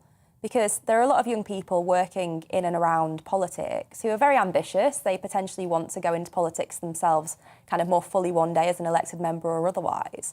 And I think there's a concern from some that if they speak out, then they might be seen as a bit of a troublemaker, and that might kind of harm their kind of ongoing career prospects. Arlene, I can see you nodding. Do you think that's an issue? And if so, how do we address it? Well, I think it is an issue. It's a similar issue to women speaking out when I was coming through the ranks way back 20, 30 years ago, Deanna, that if you were a strident woman, you were seen to be somewhat of a troublemaker.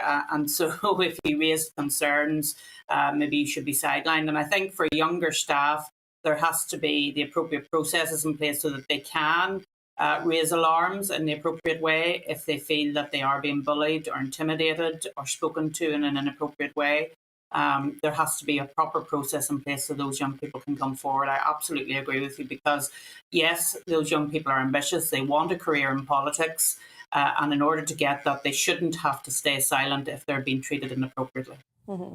I think it's important just to point out that kind of in Parliament there are now confidential helplines and HR advice available for staff where they can raise these concerns and get some advice. I think it's important that we put that on record. But one of the things that I think we also need to be kind of cautious of is, where do we draw the line between a manager or a boss being kind of robust and then that crossing into bullying? I think bosses can be demanding, but where do we draw that line? Paul, I see you nodding there. What's your take? Yeah, there's a balance to be struck. I think managers, particularly in a high-pressure environment, which, Parliament often is, have the right to be firm, have the right to be demanding, have the right to expect certain standards. I think it's when it slides into abuse and slides into harassment that it becomes completely unacceptable. And I think, Deanna, that most reasonably minded people, when they look at a given situation, would know the difference between a boss being firm and demanding and a boss being abusive and harassing somebody. And any boss who's got, their wits about them would know, I think, where that line is drawn. And what I would say in terms of, going back to the previous point about young people, I think you're absolutely right. But I'll make a plug for trade unions here, because when it comes to challenging inappropriate behaviour and bullying in the workplace, trade unions over the years have been at the forefront of that drive and have developed really strong and sound policies around doing that. And I know that from experience as a trade union official myself. So, my recommendation to any young person going into a workplace, particularly a high-pressure workplace, would be join a union, be active in your union, because, if at some point you do need support and help and advice, they'll be there for you. A good plug for unions then. I mean, I would agree in terms of supporting kind of individuals through these cases. I think unions do play a really vital role. So thanks, Paul. Well, stay with us, because coming up after the break, a London school gets slammed by Ofsted after imposing a woke learning agenda on its pupils.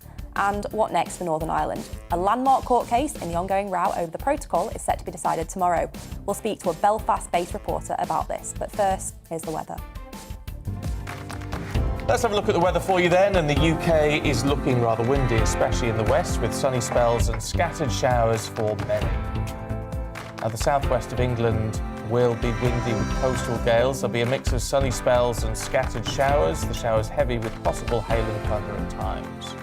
The winds will be lighter for southeast England. There'll be some sunny spells, but also some showery rain, which will slowly clear eastwards. Windy for you in Wales, especially along those western coasts. There'll be sunny spells and scattered showers, possibly thundery at times. There'll be bright or sunny spells for most across the Midlands today. The odd shower is also possible, which could be heavy. It'll be rather breezy, but the winds are gradually easing. Now for northeast England, mostly dry. The odd shower, though, can't be ruled out. There'll be some bright or sunny spells, and the southerly winds will make it feel quite pleasant. On the western coast of Scotland, it's going to be windy and a bit breezy. Elsewhere, there's going to be some sunny spells, especially in the east. There'll be a few showers, these most frequent in the west. It's going to be windy across Northern Ireland, especially around the coast. Outbreaks of showery rain are likely, mainly in the west, with some sunny spells possible if you're in the east. More persistent rain is likely in the southeast later, as you can see there, while the showers tend to ease elsewhere along with the wind. And that is how your weather is shaping up for the rest of today.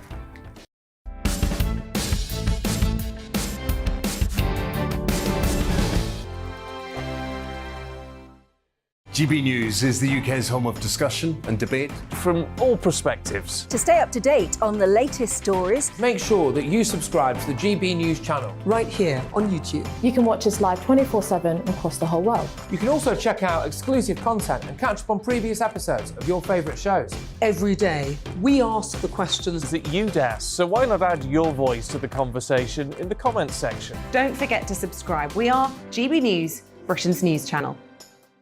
Every night at 11 on GB News, we bring you the next day's stories the day before. It's basically like time travel. If it's a big story, we'll cover it, guaranteed. But we'll also have some fun along the way. Big opinions, big laughs. Sometimes big hair. This is Headliners, the paper review show that won't send you to sleep like the others will. 11 p.m, 7 nights a week. Join us.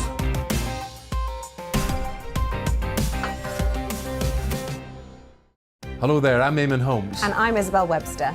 And we hope you can join us for Breakfast with Eamon and Isabel. You make me laugh out loud, belly laugh. Is that important first thing in the morning? Yeah, absolutely. And there's me trying to be deadly serious. News is a serious business. Yeah, I have to rein you in sometimes. Well, it doesn't stop us laughing at it. It doesn't stop us having an opinion on what's going on. Yeah. And it certainly will not stop us reflecting what you think. Weekdays from 6 to 9:30 on GB News. I'm Dan Wootton. Join me Monday to Thursday from 9 to 11 for the feistiest and most fun news debate on TV, where free speech reigns. I'll bring you a sharp take on the day's biggest stories, bombshell newsmaker interviews, and A-list guests. And I guarantee you, no spin, no bias, no censorship, and no reason to go to bed. That's Dan Wootton tonight, Monday to Thursdays from 9 on GB News. My name's Tom Harwood, and every weekday we bring you The Briefing live from 9:30 a.m. The stories, analysis, and live debate that you need to hear. Quite right, Tom, of course. Was this something that has been considered at all? Difficult to answer. Gas-guzzling helicopters circling. Noise is being made here. Joe Biden walking out. Thank you very much for joining us. Don't miss it. The Briefing with me, Tom Harwood, Monday to Friday, 9:30 a.m. on GB News. Join me, Gloria De Piero, Monday to Thursday at noon for The Briefing. We go to the parts of Parliament that you won't see elsewhere. Plus, there's exclusive interviews with MPs from all parties. But quite often, they paper over the real truth. Why does a working class lad like you join the Tories? That's a good question. Don't miss it, Monday to Thursdays at noon on GB News.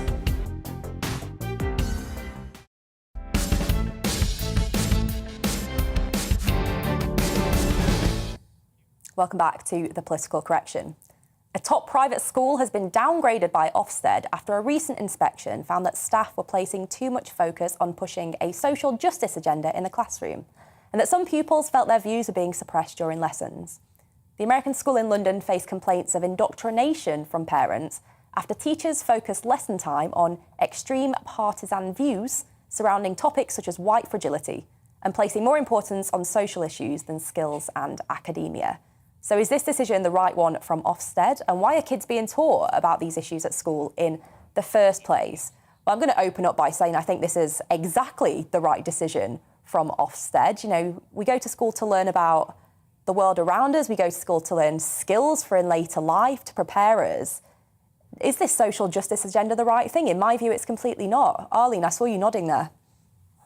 Well, I think it shows the importance of appropriate inspection of our schools. And I think that sometimes I've been critical of school inspectorates and what they've done, but I think this is absolutely right. And it shows that what we all feared, that the sort of woke agenda was going to overtake what was actually needed at schools. And that has been the grave concern. So I'm really glad to see action has been taken. And Paul, what's your take? I agree. Well done, Ofsted. I've always said that schools are for teaching, not for preaching. Ofsted said that, in fact, some opinions were not even welcome in this school. They were teaching critical race theory and peddling identity politics. Completely inappropriate, whether it's a state school or a private school. It's unacceptable. I wouldn't have wanted my child to be taught in a school like that. So as far as I see it, it's absolutely the right decision. Mm-hmm. Well, it's been an interesting journey for this school. I think the headmistress who actually introduced this agenda resigned back in November to, and I quote, focus on her own well-being. Do you think that's because she was getting so much critique from parents after their kids were coming home and talking about what they've been discussing in school today? Arlene? Well, I'm not sure why she resigned. Possibly it's because she knew what was coming. And that's why she got out early. I think it's so wrong to influence young people in this way. What we want to do is to give young people the widest possible experience so that they can make up their own decisions on how they move forward. I think that, to me, is the benefit of an education. Well, we want to hear from you on this. Do you think Ofsted made the right decision? Should schools be teaching social policy, or should they be teaching about the things that really matter? Email us, gbviews@gbnews.uk. Well, coming up on The Political Correction, we're discussing whether the UK is becoming a cashless society. But first, here's your latest news.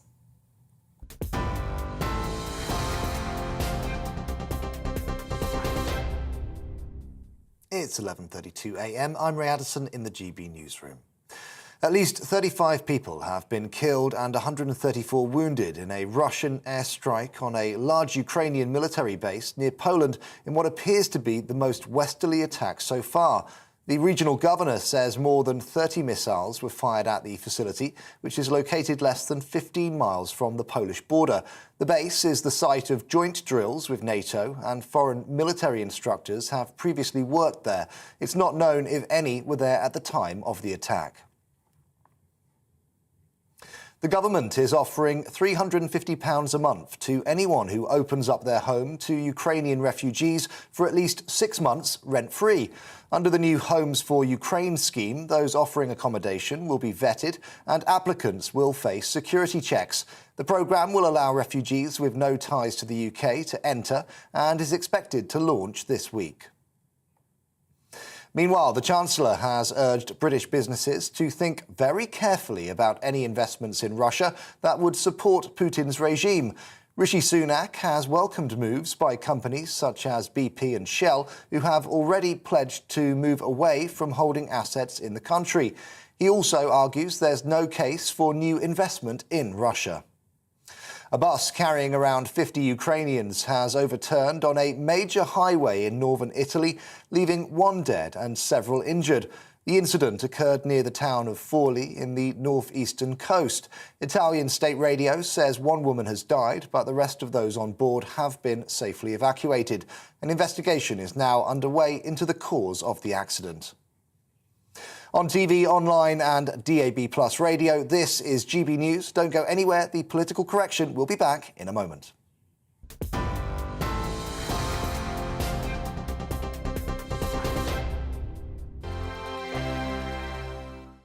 GB News is the UK's home of discussion and debate from all perspectives. To stay up to date on the latest stories, make sure that you subscribe to the GB News channel right here on YouTube. You can watch us live 24/7 across the whole world. You can also check out exclusive content and catch up on previous episodes of your favourite shows. Every day, we ask the questions that you'd ask, so why not add your voice to the conversation in the comments section? Don't forget to subscribe. We are GB News, Britain's news channel.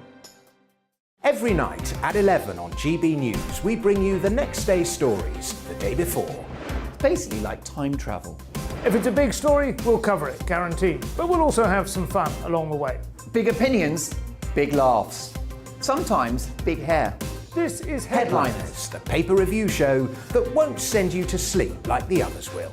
11 p.m, 7 nights a week. Join us.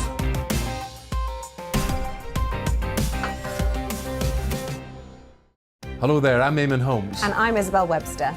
And we hope you can join us for Breakfast with Eamon and Isabel. You make me laugh out loud, belly laugh. Is that important first thing in the morning? Yeah, absolutely. And there's me trying to be deadly serious. News is a serious business. Yeah, I have to rein you in sometimes. Well, it doesn't stop us laughing at it. It doesn't stop us having an opinion on what's going on. Yeah. And it certainly will not stop us reflecting what you think. Weekdays from 6 to 9:30 on GB News. I'm Dan Wootton. Join me Monday to Thursday from 9 to 11 for the feistiest and most fun news debate on TV, where free speech reigns. I'll bring you a sharp take on the day's biggest stories, bombshell newsmaker interviews, and A-list guests. And I guarantee you, no spin, no bias, no censorship, and no reason to go to bed. That's Dan Wootton tonight, Monday to Thursdays from 9 on GB News.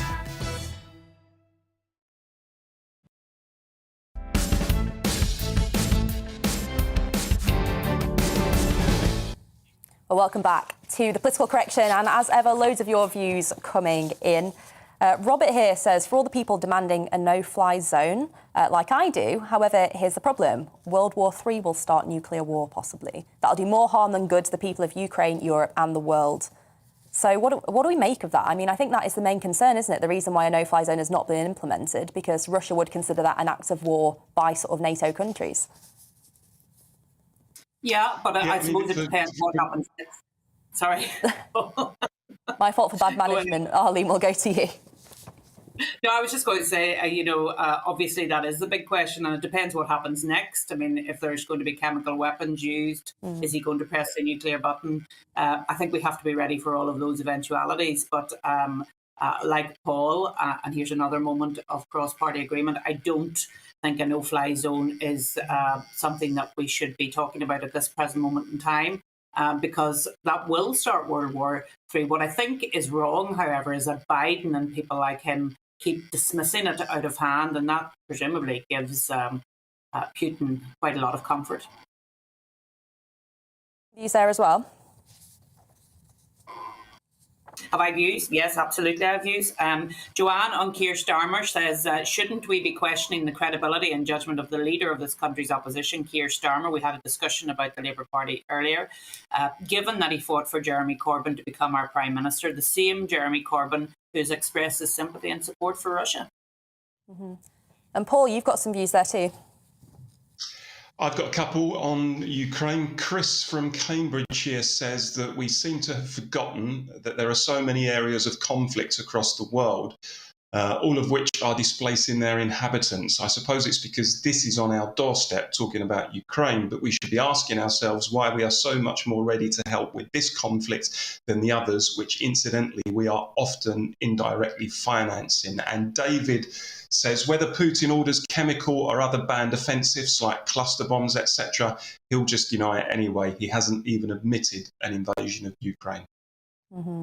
We've got Graham here saying we should use empty cruise ships to host the refugees as they're fully fitted facilities and haven't been used during COVID. I think it's a decent idea, but I think a lot of the cruise ships are back up and running now, aren't they? I'm not sure there are as many sort of sitting in the ports and harbours. And then we've got Camilla here who says, back on party leadership, Boris makes an impact, Starmer lacks authority and charisma. What do you make of that, Paul? I probably couldn't argue on the charisma point, but having said that, I don't think being a leader is necessarily all about charisma. More, you know, you have to have a certain amount of charisma, of course, but ultimately, I think, have you got your policy straight? Have you got the right programme for the country? I think one of arguably the best prime minister in our history for me was Clement Attlee, who had pretty much no charisma at all, but was still a fine prime minister. So, you know, if it were down to me, give me substance over charisma any day. Well, thank you for sending your views in. Keep them coming. We'll try and get a few more in before the end of the show. But we'll move on to our next story now, because tomorrow, Northern Ireland's Court of Appeal is set to release its decision on a legal challenge presented by unionist leaders on whether the Brexit Protocol is in breach of Article 6 of the Act of Union of 1800, which ensures an equal trade footing between all parts of the United Kingdom. Northern Ireland has remained part of the EU single market for goods, despite the rest of the UK fully withdrawing, creating a de facto hard border between Northern Ireland and the Republic of Ireland. Government argued they've acted within the law on the basis that the arrangement actually suspends Article 6, making the terms of the Withdrawal Agreement Act legally viable. So what can we expect to see in tomorrow's ruling, and what will happen next in the protocol saga? Well, joining us now to discuss this is Belfast-based barrister and former DUP MP Emma Little-Pengelly. Emma, thank you for joining us this morning. Can you just give us a little bit of background to the case and why it was brought to court? Absolutely. So as you've rightly said, this case is all about the Acts of Union. So the Acts of Union 1707 for Scotland, 1800 for Ireland, really are the foundational statutes that create our modern day United Kingdom. And as you rightly said again, Article 6 guarantees as one of the absolutely core foundational principles this idea of unfettered trade across between Northern Ireland and Great Britain. Now, of course, the protocol interferes with that. When the court heard this case originally, what they basically said is that the protocol has repealed or suspended this absolutely core guarantee in that foundational constitutional document, the Act of Union. So this is massive. And I think really key about this, of course, is that the Prime Minister was denying that this protocol had constitutional ramifications, but the court has clearly said that it does. So, of course, this is an appeal because although the court had said that it does fundamentally affect the Acts of Union, what they said was that actually this EU legislation bringing in the protocol takes precedence. It's fundamentally changed the Acts of Union, but it is legal. So that's the appeal. And tomorrow we will see some further analysis about that. I don't think that people have particularly high expectations at this stage. It may well then be appealed further to the Supreme Court for a final decision, but it'll be interesting to see what the court says tomorrow. Arlene? in on the border, trying to pretend that that's what would happen should the protocol leave, that there would be border checks of a physical nature on the island of Ireland, which of course we know is not the case. Tomorrow, the Court of Appeal in Northern Ireland will decide whether they are with the applicants. And of course, I should declare that I'm one of those applicants in that case in the Court of Appeal, because I was the leader of the DUP at the time this case started and have remained in the case. If the Court of Appeal does not go with us tomorrow, do you see this going to the Supreme Court? No, I think absolutely. So it depends, I think, what will happen, of course, tomorrow. But either way, I suspect that either party will appeal it to the Supreme Court. There are really, really core legal issues involved in this, really core constitutional principles. So this is exactly the type of case that you would expect to go to the Supreme Court, the highest court in the UK, for adjudication. And of course, it's not a simple issue. Big issues at play here of key importance, particularly for Northern Ireland, but I think for right across the United Kingdom. We don't have a written constitution here. So therefore, we have to go back to these types of statutes, legislation. As I've said, 1707 for the Scottish Act of Union, 1800 for the one that brought in Ireland. Of course, the Republic of Ireland then left, but it didn't affect the reality that you have that core constitutional document. So to change that is really, really fundamental. And of course, the key principle here is that constitutional legislation shouldn't be accidentally repealed or suspended. And that's going to be at the heart of the case tomorrow. So, there was nothing said about this in Parliament at the time. So what the court ruled is that in a way it was almost inadvertently or accidentally repealed and replaced by this new legislation. And what, of course, the applicants, including yourself, have argued is that that can't happen and shouldn't happen with key constitutional protections and clauses such as the Act of Union. Mm-hmm. Well, Emma, thank you so much for joining us, and I'm sure we'll get you back on once we've got that verdict. And Arlene, I know you'll have a lot more to say about it, but I'm afraid we need to move on because we have our Common Ground feature. But Emma, thank you for joining us. Now, we know that Sunday is a special day for Christians, but we acknowledge that faith comes in all shapes and sizes. So each week on The Political Correction, we aim to talk to someone at the heart of his or her community to talk about what brings us together, in other words, our common ground. And this week, our very own Arlene Foster spoke to Dr. Rabbi Jonathan Romain, director of Maidenhead Synagogue in Berkshire, to get his perspective on the issues of the day. Dr. Romain spoke about the willingness of Brits to offer their homes to Ukrainian refugees. And just today, the Sunday Telegraph reports that within days, a scheme will be launched to offer households a £350 a month stipend to rehome those fleeing Ukraine. But here's what you had to say. Joining me now on Common Ground is Rabbi Jonathan Romain. Good to see you, Jonathan. Obviously, there's only one story to talk about today, and that, of course, is the plight of the Ukrainian people.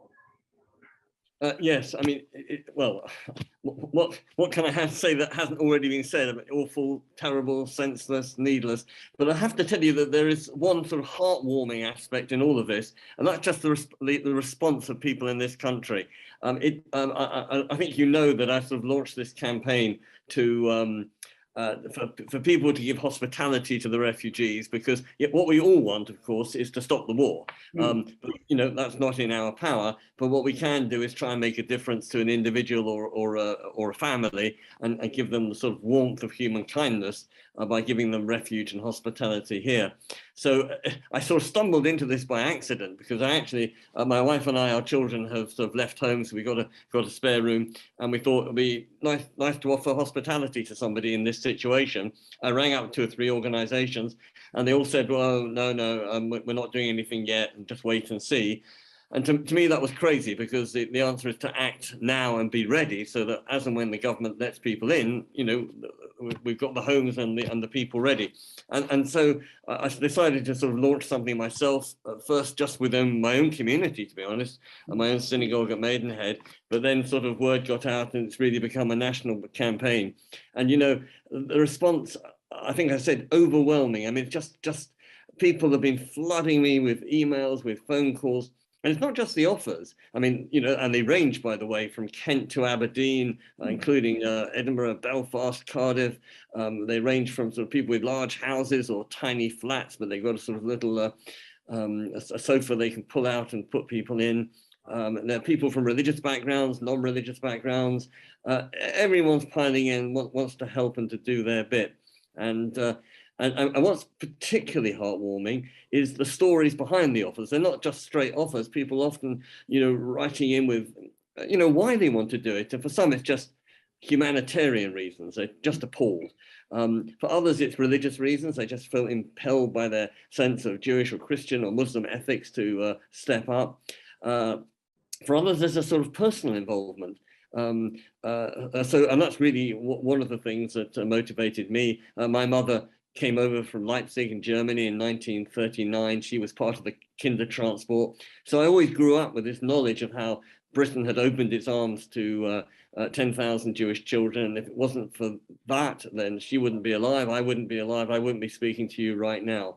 Yeah. And she went to Devon and was looked after by a family, a Quaker family. And although it was traumatic for her, coming to a new country by herself, new language, the warmth and the love she got from these strangers really kept her going. And she maintained contact with them for several decades after. So, and people sort of feel that they'd like to replicate that. And that's what they did in the 1930s. And now it's the time of our generation to step up. And Jonathan, it looks as if the government are going to open up a sponsorship route so that if you, for example, are going to sponsor someone to come over, they will come and see that it's appropriate that you do that and it's safe for the refugees. When that happens, how many people do you think are going to open up their homes in the way that you are prepared to do? Well, I've already got a list of about 700. I stopped counting properly because they're just flooding in. And literally, as we speak, I can see on my computer, there's more and more coming in literally every 5 seconds. It's quite amazing. And you know what's really special is that they're also being very tailored, if you like. So, for instance, there was a lady who wrote to me an email saying, my husband and I are elderly, and in fact, he's got severe kidney problems and he's on dialysis, and I take him to the hospital 3 times a week. And I thought the email was then going to end, so I'd love to help, but can't, so here's £10. But no, actually what she said was, so if you can come across a Ukrainian family with kidney problems, then send them to me. So, because I've got the know-how and I can take both that person and my husband to hospital for the dialysis at the same time. So people really reaching out and really trying to be as hospitable as possible.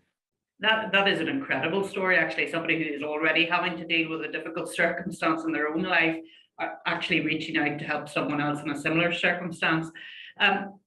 In terms of the government, Jonathan, there's been a lot of commentary about the fact that the government aren't doing enough in terms of refugees.